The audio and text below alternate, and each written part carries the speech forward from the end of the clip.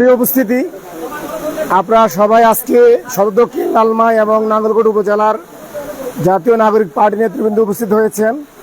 আপনাদের আজকে পরিচিতি পর্বে উপস্থিত থেকে আমি নিজেকেও গর্ববোধ করি।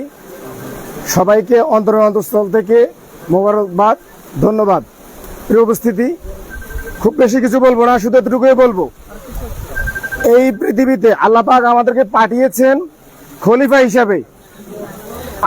আমি শুধু হাত পা বিশিষ্ট একজন মানুষ না, আমি পৃথিবীতে এসেছি আমার নিজস্ব পরিচয়ে। সেই পরিচয় হচ্ছে আমি খলিফা। খলিফা মানে হচ্ছে আমি নেতা। নেতা মানে হচ্ছে আমি এই সমাজের, আমি এই দুনিয়ার পরিচালক। আল্লাহ প্রদত্ত যে দায়িত্ব দিয়েছে আমি সে দায়িত্ব পালন করব। আমরা বিশ্বাস করি বাংলাদেশে যে গত 17 বছর যে দুঃশাসন হয়েছে, এই দুঃশাসন ছাত্র জনতার রক্তের বিনিময়ে আমরা অপসারণ করেছি।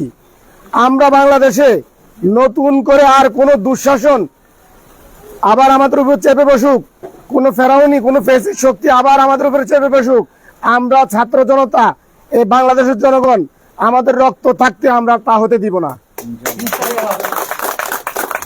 জাতীয় নাগরিক পার্টি গণ আন্দোলনে ভোটের মাঠে কি ভূমিকা রাখে সেটা বড় কথা নয়, তবে আমি আজকে স্পষ্ট করে যাচ্ছি, জাতীয় নাগরিক পার্টি থেকে যে সমস্ত তরুণ যারা জুলাই বিপ্লব করেছে, তারা জীবিত থাকতে এই বাংলাদেশে নতুন করে কাউকে আর শেখ হাসিনা হতে দেওয়া হবে না।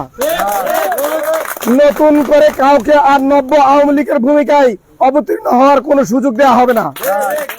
তাদেরকে যদি তাদেরকে না শুধরায়, তারা যদি আবার গুম খুন এবং দলীয় আধিপত্যের জন্য তারা যদি খুনাখুনি বন্ধ না করে, আওয়ামী লীগের যে পরিণতি হয়েছে, জনগণ তাদের ব্যাপারে একই সিদ্ধান্ত নিবে।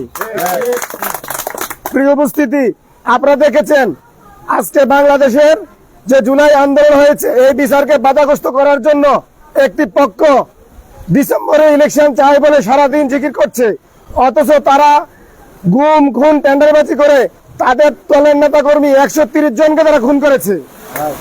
আমরা বিশ্বাস করি বাংলাদেশে এই সমস্ত খুনের রাজনীতি আর চলবে না।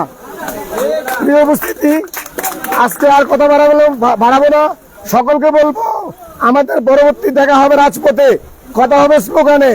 ইনকিলাব জিন্দাবাদ, জাতীয় নাগরিক পার্টি জিন্দাবাদ, কুমিল্লা।